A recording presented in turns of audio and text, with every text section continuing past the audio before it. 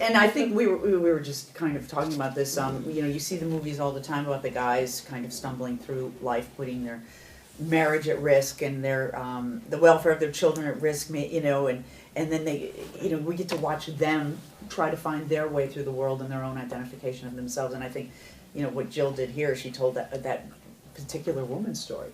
You know, of she's kind of stuck in wife and mother and obviously feels stuck in it and is looking for something else. It's not satisfying her on a deeper level, and she finds her way to a stripper club. And I had a lap dance in front of my closest friends. Yeah. So you're like, yeah, you can't really get into it, and everybody was really kind of embarrassed. Yeah, that's friendship. Yeah. But she's been fascinated with why people do what they do. So while I was getting the lap dance, she was over in the corner at the break table talking to them.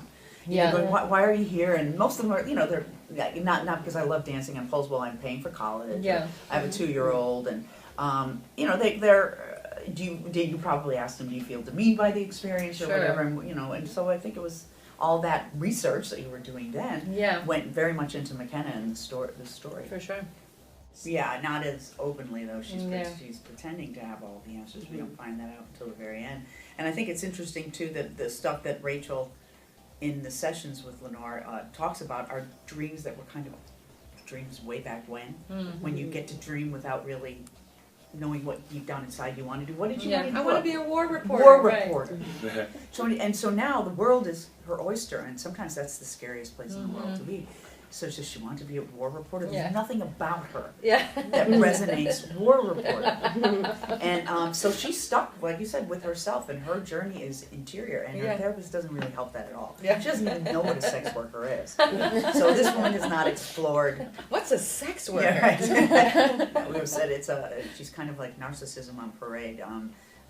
Lenore. Yeah, she likes to tell her stories, and I love how Jill did it. You know, with in the middle of every session, I say, take off my glasses and say, can I share something? When Portia and I were dating, and we were having open-eyed orgasms.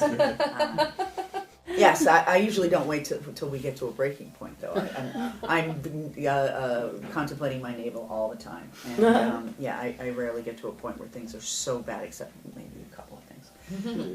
And then, it's just that my time's not my own. It's I could be called in at the last moment, and that's usually glee. But you know, I'd love to work. I love it. I mean, there's nothing better in the world than and it doesn't feel like work to me. It's always fun. It's always play. So yeah, as long as people want me, I'll show up.